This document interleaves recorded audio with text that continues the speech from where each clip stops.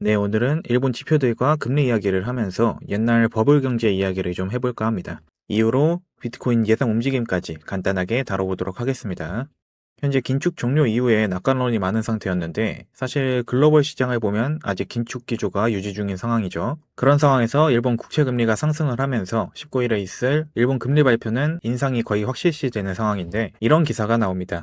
일본 은행에서 ETF 매도를 빠르면 1월부터 진행을 할 수가 있다. 약 83조엔, 하나로 790조 정도 되는 규모의 ETF 매각 이야기가 나온 건데 사실 이게 단기적으로 큰 문제가 되냐 하면 그건 아닙니다. 왜냐면 일본 은행 측에서 매년 약 3,300억엔씩 112년에 가까이 나눠서 매각을 진행할 예정이라고 일정 발표를 했고요. 그렇게 나누더라도 금액으로만 보면 3조가 넘는 금액이기 때문에 크다고 생각할 수는 있겠지만 최대한 조용히 매각을 진행할 예정이고 시장에 충격이 온다면 매각을 중단할 가능성도 있다고 발언을 했기 때문에 갑자기 시장에 큰 충격을 주는 움직임은 아니라고 볼 수 있는데 문제는 이 움직임으로 인해 일본의 금리가 추가 상승할 가능성이 생겼다는 점입니다. 지금까지 일본은 YCC라는 통화정책을 이용을 해왔는데요. YCC가 뭐냐? 일본에서 재작년까지만 해도 제로금리, 마이너스 금리를 유지를 해온 건 다들 알고 계시죠? YCC라는 건 일본은행이 장단기 국채 금리에 개입을 해서 금리를 목표 수준으로 유지를 하겠다는 정책입니다. 쉽게 말하면 국채 금리가 올라가면은 국채 가격이 내려가고 있다는 이야기니까 그때 국채를 대량으로 사들여서 다시 국채 가격을 상승시켜서 국채 금리를 내리겠다, 목표 수준으로 유지를 하겠다라는 정책인데 기존의 제로금리 정책은 사들이는 규모에 제한이 있었다면 YCC는 규모에 제한이 없다는 점이 가장 큰 특징입니다. 왜 이런 정책을 활용을 하게 됐는지 지금부터 옛날 버블 경제 이야기를 한번 해드리겠습니다. 우선 최초 시작은 미국에서부터 시작이 됩니다. 1980년도 오일 쇼크가 일어나면서 기름값이 폭등을 하게 되는데요. 기름은 곧 유통을 뜻하기 때문에 유통비가 오르면 당연히 물가도 비싸지겠죠. 실제로 물가가 올라가니까 사람들은 소비를 줄이게 됐고요. 그러면서 경기 침체가 오기 시작하는데 문제는 보통 경기 침체가 일어나게 되면은 시장에 소비 수요가 줄어드니까 디플레이션, 물가가 하락하는 현상이 나와줘야 되는데 오일 쇼크로 인해서 물가가 어차피 계속 상승할 거라는 기대 인플레이션 기조가 돌면서 실제 경기는 둔화 중인데 물가는 계속 상승을 하는 스태그플레이션이 일어나게 됩니다.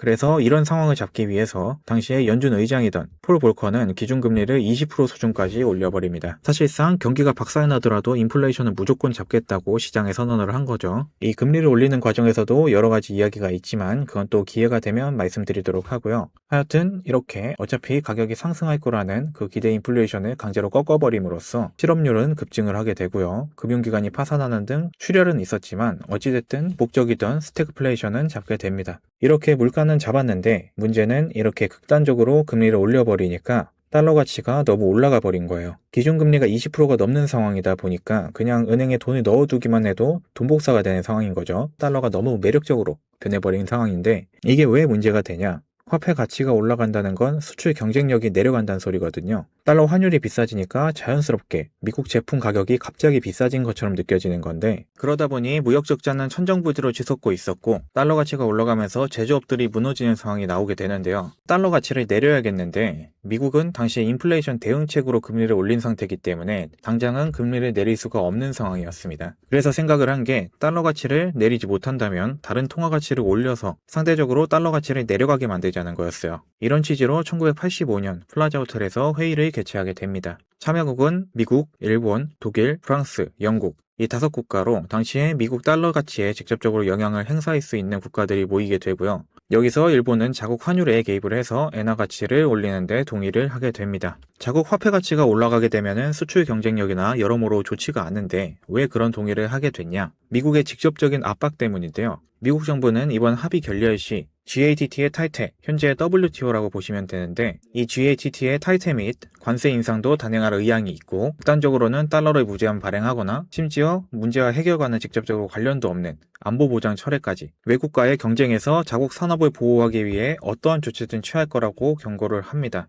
그렇게 일본은 어쩔 수 없이 플라자 합의를 통해 엔화를 절상시킬 것을 합의를 하게 되는데 그래서 합의 이후엔 어떻게 됐냐? 2, 3년 사이에 환율이 거의 반토막이 납니다. 1달러에 200엔이던 게 2, 3년 사이에 1달러에 100엔이 된 거예요. 엔화 가격이 급격하게 올라버린 거죠. 이렇게 되면은 달러 가치가 높아졌을 때와 마찬가지로 외국 입장에서는 갑자기 일본 제품들이 비싸졌다고 느끼겠죠? 수출 경쟁력도 낮아지게 된 거고요. 그러다 보니 기업들이 돈을 못 벌고 그게 경기, 고용 불안으로 이어지게 됩니다. 이 상황이 심화가 되면서 사람들이 돈을 안 쓰기 시작해요. 문제는 미국은 인플레이션을 잡기 위해서 금리를 올려서 인플레이션을 잡고 해당 결과로 달러 가치가 올라간 거를 다른 나라의 통화 가치를 강제로 올려서 해결을 했죠. 근데 일본은 금리를 올린 것도 아닌데 엔화 가치가 급등을 했습니다. 그래서 일본은행이 시작을 한 게 금리를 극도로 낮추고 대출 한도를 올려줘 버립니다. 시장에 유동성을 공급을 한 건데 근데 여기서 또 문제가 나옵니다. 유동성은 풀렸는데 막상 돈을 쓸 때가 마땅히 없는 거예요. 엔화 가치가 높아서 수출이 안 되니까 생산 설비를 늘릴 이유가 없죠.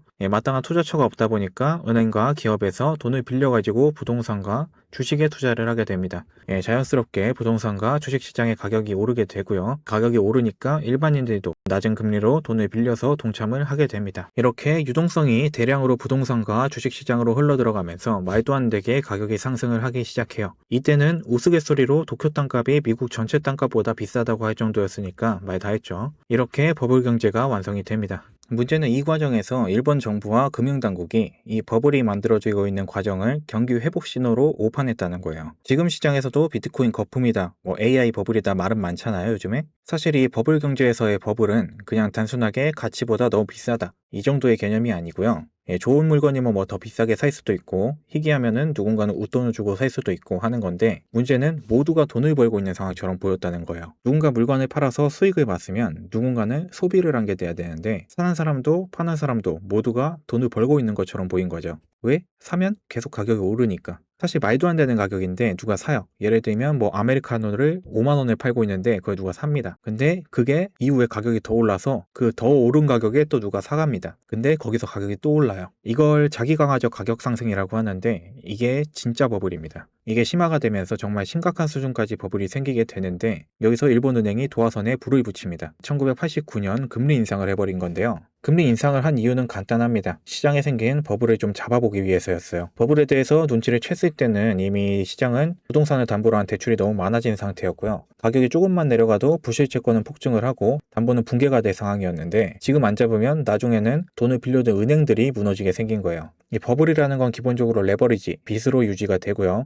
금리가 올라가면 대출이자가 비싸지니까 투자 리스크는 커지고 수익률은 줄어들게 되겠죠. 그럼 자연스럽게 돈을 회수해서 빚을 갚게 될 건데 그 돈이 어디서 나오겠어요? 다 부동산이나 주식을 팔아서 돈을 마련해야 되기 때문에 가격이 자연스럽게 낮아지는 걸 원한 건데 이 방법 자체가 잘못되지는 않았지만 문제는 너무 늦게 시작해서 너무 급격하게 올렸다는 거예요. 이미 버블 자체가 그걸로 감당이 안 될 만큼 커진 상황이었는데 금리 인상도 너무 급격하게 1년 만에 2.5%에서 6%까지 올려버립니다. 당연히 사람들은 너도 나도 주식과 부동산을 팔기 시작했고요. 시장의 버블은 붕괴가 되기 시작합니다. 걱정하던 부실채권 문제는 현실화가 됐고요. 기업들의 수익성은 이전보다 더 나빠져서 자금난에 빠지게 되고 위기감을 느낀 금융권들이 대출을 막아버리면서 시장 유동성까지 박살이 나게 됩니다.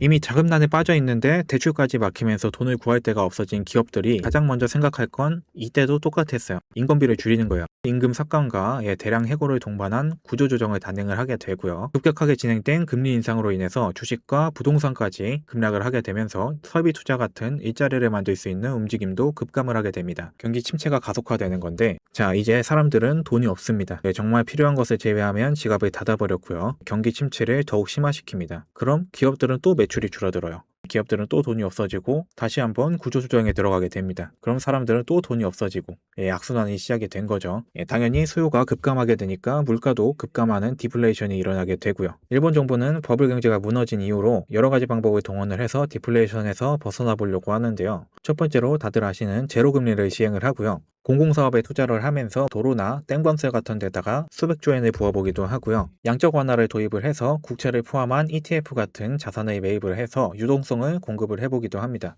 여러 가지 방식으로 경기 부양책을 진행을 했는데 사실상 유의미한 결과는 만들지 못해요. GDP 성장률은 1%대, 정부 부채만 폭증을 하는 결과를 만들게 됩니다. 결국 단기금리, 제로금리를 유지하는 것만으로는 해결이 안 되니까 2016년에 2% 물가 안정 목표와 함께 YCC, 국채 무제한 매입을 통한 마이너스 금리 금융 완화 정책을 도입을 하게 됩니다. 여기까지가 YCC가 도입되기까지의 흐름입니다.